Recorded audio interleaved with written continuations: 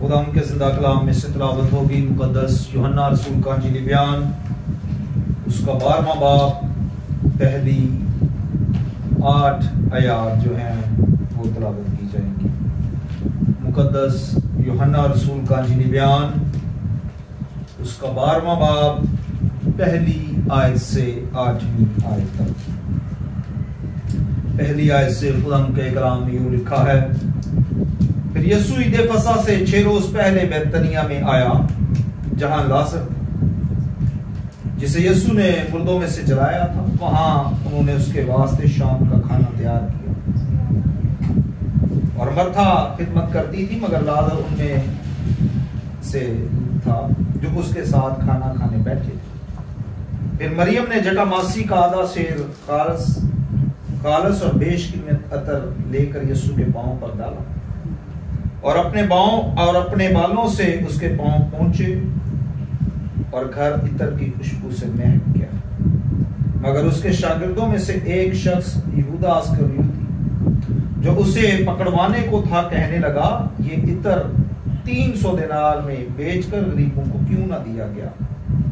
उसने ये इसलिए कहा कि उसको गरीबों की फिक्र थी, बल्कि इसलिए कि चोर था और चूंकि उसके पास उनकी थैली रहती थी उसमें जो कुछ पड़ता वो निकाल लेता।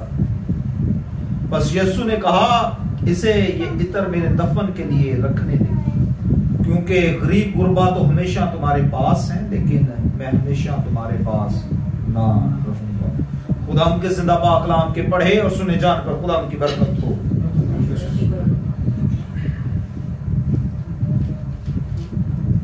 आहिस्ता आहिस्ता रोजों के गुजरते गुजरते हम उस जगह तक आ पहुंचे हैं जब मुकद्दस हफ्ते का अब आगाज हुआ चाहता है। इन दिनों में हम खुदा के कलाम को मुख्तलिफ अंदाज से सीखेंगे। मुकद्दस यूहन्ना रसूल कि अगर आप 6ठे बाब से 12वें बाब के दरमियान के हवाला जात को देखें तो ये वो अबवाब हैं जहां यीशु मसीह का आखिरी सफर हमें नजर आता है और ये वो मुकद्दस हफ्ता है या वो दिन है जहां हम यीशु मसीह के मुतल्लक की गई सारी पेशीन गोइयां जो है उनकी तकमील को देखते हैं। और फिर जहां ये पेशीन गोइयों की तकमील का हफ्ता है, वहीं सबसे अहम लफ्ज या एक अदद है जो इस हफ्ते में हम बार बार देखते हैं, वो 3 का अदद भी हमें नजर आएगा। मिसाल के तौर पर 30 दिनार में यीशु मसीह को बेचा जाता है, फिर 300 दिनार का ये इत्र यीशु मसीह पर डाला जाता है और फिर 3 डाकुओं को यीशु के साथ 2 डाकुओं को, यानी कि 3 लोग सलीब पर हमें नजर आते हैं और फिर तीसरे दिन यीशु मसीह जिंदा होते हैं। ये बड़ा अहम अदद हमें इस हफ्ते में नजर आता है। इसी के साथ इस हफ्ते में हम और भी मौजज़ात देखते हैं। इसी के साथ इस हफ्ते में हम और मौजज़ात भी देखते हैं जहां अंजीर के दरख्त का सूख जाना, और अगर मुकद्दस लूका के इंजीली बयान के 18वें बाब से आप देखें जहां यीशु मसीह या 16वें से इस आखिरी सफर पर निकलते हैं तो बहुत सारे मौजज़ात एकदम से वकूअ पज़ीर होते हैं। अंधा बर्तमाई ठीक होता है, ज़कई उसके घर खुदाम जाते हैं और बहुत सारे लोग जो हैं उनकी जिंदगियों में काम होता हुआ नजर आता है। लेकिन एक बड़ी भीड़ ईद क़याम के लिए यरूशलेम में थी और ये भीड़ जो थी ये यीशु मसीह की मौत के लिए रुकावट भी बनी हुई थी, क्योंकि जो फकीह फरीसी थे वो भी चाहते थे, फिर जो उस वक्त के सियासी लोग थे वो भी चाहते थे कि जल्दी से पकड़कर किसी तरीके सलीब दे दिया जाए। अगर आप 11वें बाब के 48वीं आयत से देखें तो वहां लिखा है, अगर हम उसे यूं ही छोड़ देते हैं तो सब उस पर ईमान ले आएंगे और रूमी आकर हमारी जगह और कौम दोनों पर कब्जा कर लेंगे। और उनमें से काइफा नाम एक शख्स ने, जो उस साल सरदार काहिन था, उनसे कहा, तुम कुछ नहीं जानते और ना सोचते हो कि तुम्हारे लिए यही बेहतर है कि एक आदमी उम्मत के वास्ते मरे, ना कि सारी कौम हलाक। अगर आप 47वीं आयत से देखें, बस सरदार काहिन और फरीसियों ने सदर अदालत में लोगों को जमा करके कहा कि हम करते क्या। वो परेशान थे क्योंकि एक बड़ी भीड़ यीशु मसीह के पैरोकार हुआ चाहती थी। लोग जोक दर जोक यीशु मसीह को कबूल कर रहे थे, उसकी तालीमात को कबूल कर रहे थे, उसके मुआजिज़ात की वजह से, और इलाही कुदरत उनके दरमियान काम कर रही थी। यीशु मसीह 2 दफा कलाम खुदा में एक बड़ा प्यारा खूबसूरत लफ्ज इस्तेमाल हुआ है। मुकद्दस यूहन्ना रसूल कहता है कि ये वो रसूल है जिसे यीशु प्यार करता है। और दूसरा जो हमें शख्स नजर आता है वो है लाजर। 11वें बाब में लिखा है कि यीशु लाजर से मोहब्बत करता है, और ये लाजर वो है जिसकी कब्र पे जाकर यीशु मसीह के भी आंसू निकल गए। यानी कि मोहब्बत का जो मुकाबला था दोनों तरफ से बराबर था। अगर लाजर यीशु से मोहब्बत करता था तो यीशु भी लाजर से मोहब्बत करता। और बैतनिया जो यरूशलेम से तकरीबन 1.5 से 2 मील के फासले पर है, ये ऐसा गांव था कि जब भी यीशु मसीह यहां पर जाते तो यूं ना था कि लाजर के घर न जाते। हाँ, हम उस वाक्य को भी जानते हैं जहां यीशु मसीह जब इनके घर गए हैं तो मरथा और मरियम जो है, एक बहन यीशु मसीह के पास बैठ गई और एक बहन खिदमत में लग गई। तो दूसरी बहन ने आके यीशु से गिला किया कि मेरी बहन ने तो देखे मैं खिदमत कर रही हूं और मेरा साथ नहीं दे रही, बल्कि आपके साथ आकर बैठ गई। यीशु ने कहा कि उसने अच्छा जो हिस्सा था वो चुन लिया। यीशु मसीह का इस खानदान में बार बार आना, विजिट करना इस बात को साबित करता है कि यीशु इस खानदान से मोहब्बत करता था। वजह ये थी कि ये भी यीशु को मोहब्बत करता था। ये खानदान ऐसा ना था कि यीशु मसीह आते थे और ये यीशु मसीह से मोहब्बत करते थे। फिर इसी घर में जब ये बैठे हुए थे, लिखा है कि फिर मरियम ने जटा मासी का आधा सेर खालस और बेशकीमत अतर लेकर यीशु के पांव पर डाला और अपने बालों से उसके पांव पहुंचे और घर इत्र की खुशबू से महक गया। अगर आपको याद हो, यीशु मसीह जब उनकी खिदमत का आगाज था और बिलखसूस फिर पहाड़ी बाज के वक्त में, पिछले हफ्तों में हम इस बात पर खुदा के जिंदा कलाम को सीख चुके हैं। पहले मुकद्दस मत्ती रसूल के इंजीली बयान के 6 बाब के 16वीं से 18वीं आयत के दरमियान कि तू अपने सर में तेल डाल, और मैं इस पर सिखा चुका हूं कि अपने आप को तेल डालने का मतलब था मखसूस कर देना, अलहदा कर देना। उस वक्त अपने आप को अलहदा कर देना, तैयारी के लिए पेश कर देना कि मैं खुदा के लिए। एक तो इसका यह भी था कि इतर में थोड़ा सा तेल की भी अमेज़श होती है। दूसरी ये बात कि ये यहूदी दस्तूर था कि वो अपने मुर्दों को या उन लोगों को जरूर खुशबुएं लगाते थे जो बीमार होते थे या जो दुनिया से जाने वाले होते थे। आप इसके लिए मेरे साथ हवाला जात देख सकते हैं। मुकद्दस मरकज का इंजीली बयान मेरे साथ देखिए।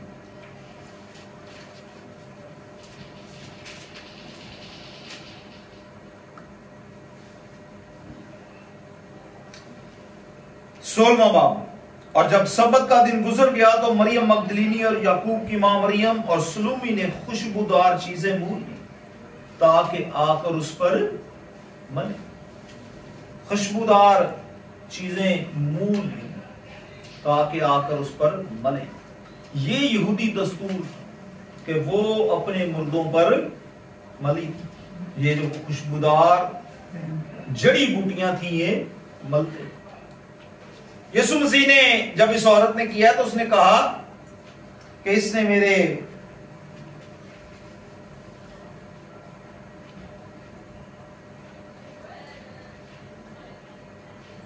जो है वो मरने की जो है वो तैयारी की है, क्योंकि यही हवाला जो है आप मुकद्दस मरकज के इंजीली बयान में भी देख सकते हैं। आप मेरे साथ देखें, बाप है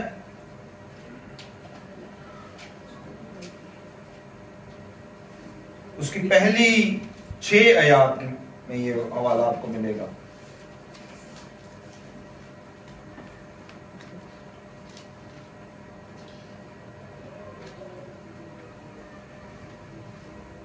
यहां लिखा है कि यीशु ने कहा है 6ठी आयत में, यीशु ने उसे कहा इसे छोड़ दो, इसे क्यों दिक करते हो, इसने तो मेरे साथ भलाई की है। क्योंकि गरीब गुरबा तो हमेशा तुम्हारे पास हैं, जब चाहो उनके साथ नेकी कर सकते हो, लेकिन मैं हमेशा तुम्हारे पास ना रहूंगा। जो कुछ वो कर सकी उसने किया, उसने दफन के लिए मेरे बदन पर पहले ही से इत्र मिला। यीशु मसीह की तैयारी के लिए जो था उसने दफन के लिए यहां पर लिखा है कि ये इत्र जो है मला है। ये एक रूहानी पहलू हमें इसमें नजर आता है। फिर इसमें एक और बात, अगर आप मरकस ही के इंजीली बयान में देखें, यूहन्ना के इंजीली बयान, फिर मरकस और मत्ती इस बात को बयान करते हैं, जो कुछ उसने कर सकी किया, उसने दफन के लिए मेरे बदन पर पहले ही से इत्र मला।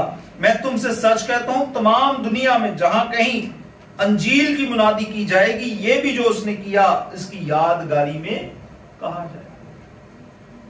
ना सिर्फ उसने यीशु मसीह की तैयारी के लिए ये किया है, बल्कि यीशु मसीह ने भी उसे एक बरकत दी या ओहदे पर फायज किया कि जहां कहीं भी खिदमत का जिक्र होगा, इसकी इस छोटी सी खिदमत का भी जरूर जिक्र किया जाए, क्योंकि इसने एक बड़ी खिदमत के काम को सरअंजाम दिया है। यीशु मसीह की मौत का, जिसका वो बार बार इस हफ्ते में आप देखते हैं कि वो अपने शागिर्दों से कहता है। मुकद्दस यूहन्ना रसूल बड़ी तफसील से इस बात को बयान करते हैं। फिर लूका अंजीली बयान में अपने में बयान करता है कि किस तरह यीशु मसीह जो है वो अपनी मौत को बार बार बयान करते हैं कि मैं किस तरह पकड़वाया जाऊंगा।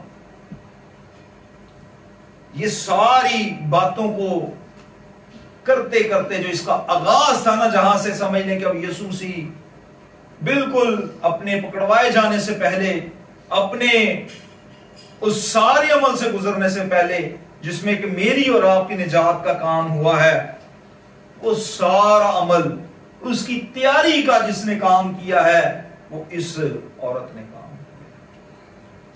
अब यहां 2 किरदार हमें नजर आते हैं। एक वो औरत जिसने यीशु मसीह की खिदमत की है और अपने बालों से उसके पैरों को साफ किया, इस इत्र से उसकी खिदमत की है। और यीशु मसीह ने कहा जहां इंजील की मुनादी की जाएगी इसका भी जिक्र किया जाएगा। दूसरा, यहूदा अस्करियोती जो था, ये उन 3 शागिर्दों में शामिल था। 12 का जो ग्रुप था रसूलों का, उसमें फिर 3 रसूल बाहर निकलते थे। इन 4 के ग्रुप्स के 3 जो सरदार थे, उनमें एक जो था वो था यहूदा अस्करियोती। और ये अपने उन तमाम 12 का ये खजानची या ट्रेजर, इसके पास हर वक्त थैली रहती है। और आज का जो हवाला पढ़ा गया, अगर आप उसकी मुकद्दस यूहन्ना रसूल के अंजीली बयान बाब के अंजीली बयान के 12वें बाब की, उसने ये इसलिए ना कहा कि उसको गरीबों की फिक्र थी, बल्कि इसलिए कि चोर था, और चूंकि उसके पास उनकी थैली रहती थी, उसमें जो कुछ पड़ता वो निकाल लेता। उसने बहाना लगाया कि ठीक है, ये इसने किया तो है, अगर बेहतर था ये दे देती हदिये में तो कुछ गरीब गुरबा की हम इमदाद कर देते। हो सकता है उसने ये भी कहा हो कि खुदावंद तुझे याद है वो वाकया जब 2 रोटियां और 5 मछलियों का, पिछले हफ्ते ही हमने सीखा था, तो वहां उन्होंने कहा इतने दिनार हमारे पास हों तो वो भी कम पड़ जाएंगे क्योंकि अवाम बहुत ज्यादा। अवाम के लिए उस वक्त यीशु मसीह कहते थे खाने का इंतजाम तुम ही ने करना है। हो सकता है उसने दलाइल दिए हो कि खुदावंद ये तो इसने बड़ा काम खराब कर दिया, लेकिन खुदावंद उसके दिल को और हृदय को जांचना कि असल में कहानी इसकी है क्या। गरीब गुरबा की कोई कहानी नहीं है। जो इसके पास होता था ये हिसाब में हेर फेर करता। यीशु मसीह ने कहा कि ठीक है भाई, गरीब गुरबा तो आपके पास ही है, मैंने अब कौन सा आपके पास रहना है, थोड़ा सा वक्त है मेरे, मैंने तो चले जाना। इसने जो खिदमत की है खुदा उसका अजर इन्हें देगा इसको। लेकिन ये जो बातें थी ना, ये यहूदा अस्करियोती से बर्दाश्त नहीं होती थी। ये बातें यहूदा अस्करियोती से बर्दाश्त नहीं होती। वो अपने दिमाग में एक अलहदा ही कोई खिचड़ी पका रहा। अगर आप फिर इस वाक़े के बाद पाक जुमेरात के दिन देखें ना, तो वहां जब यीशु मसीह ने उससे कहा है ना कि मेरे पकड़वाने वाले का हाथ मेरे साथ मेज पर है, उसने कहा खुदाम मैं तो नहीं हूं, क्योंकि चोर इसके दिल में। यहां भी लिखा है कि वो चोरी करता था, वहां भी चोर था उसके दिल में, और लिखा है वो बड़ा गुस्से में आके वहां से चला गया। और उसने जाके सरदार कायम और दीगर जो उस वक्त के सियासी लीडरान थे उनसे यीशु मसीह के पकड़वाने का सौदा तय कर। बाद में बेशक उसको मलाल हुआ और उसने जाके अपने पैसे फेंक दिए जब उसे होश आई, लेकिन जब वो होश में ना था, किसी और मंसूबे में था, तो वो खुदावंद के लिए क्या काम कर रहा है। बाज दफा हम खुदावंद में होते हैं, लेकिन शायद कहीं और हमारा ध्यान होता। खुदावंद के पास ये भी औरत आई थी। इस हफ्ते में उसने अपनी जिंदगी को, अपने माल को, अपनी तमाम जमा पूंजी को पेश कर दिया खानदान को कि खुदावंद हम तेरे लिए अपने आप को खिदमत के लिए पेश करते हैं। और जब कोई अपने आप को पेश कर देता है ना, तो ये खुदावंद का कहना है उसकी इंजील में। अगर आप मरकस और मत्ती के इंजीली बयान में देखें इसी जो है बात को, तो वहां लिखा है कि जब तक अंजील की मुनादी की जाएगी इनका भी जिक्र आएगा। वजह क्या है? रसूलों ने अपने आप को पेश किया था, शागिर्दों ने फिर अपने आप को पेश किया था। जब लोग पेश करते हैं ना, तो खुदावंद किसी की खिदमत को रायगा नहीं चाहता, वो याद रखता है और फिर वो उसका बदला देता है। हमारा खुदा क्या देता है? बदला देता है। अगर मरकस के इंजीली बयान और मत्ती के इंजीली बयान को देखें तो वहां लिखा है कि इस औरत ने मेरे साथ भलाई की। इस औरत ने मेरे साथ क्या किया है? भलाई की। फिर खुदावंद के लिए ज़बूर की किताब में लिखा है कि हमारा खुदा अपने लोगों के साथ भलाई करता है। हमारा खुदा भलाई करता है, और जो खुदावंद की खिदमत करता है वो भी क्या करता है? वो खुदा की, वो खुदावंद के लिए भलाई का काम करता है। देखिए कैसा कनेक्शन है कि जो खिदमत का काम करते हैं वो भलाई का काम करते हैं। किसके लिए? खुदावंद। और ऐसा तो नहीं कि खुदा फिर उधार रखता हो, खुदा भी उन्हें 100 गुना करके वापस लौटा। जो खुदाम के साथ भलाई करता है, हमारे खुदा के लिए ये जुमला बार बार कलाम खुदा में आया कि खुदा अपने लोगों के साथ भलाई करता है। बेशक हम परेशान हों, बेशक हम दुखी हों, बेशक हम मुश्किलात में हों, माली मुश्किलात में हों, बीमारी में हों, तकलीफ में हों, लेकिन अगर हमने खुदाम की खिदमत के काम को किया हुआ है तो इस बात की दिलेरी होनी चाहिए कि अगर मैंने खुदा के साथ भलाई की है तो खुदा भी हमारे साथ भलाई करे। भलाई का मतलब भलाई होगा। वो कहते हैं ना पंजाबी में एक मिसाल है, कर वाला ते भले दा अंत फिर। तो हमारा खुदा जो है, जो भलाई करता है, वो अपने लोगों के साथ हमेशा भलाई करता है, वो कभी हमें फिर अकेला नहीं छोड़ता। खुदावंद आज के कलाम के वसीला से हम सबको बड़ी आमीन।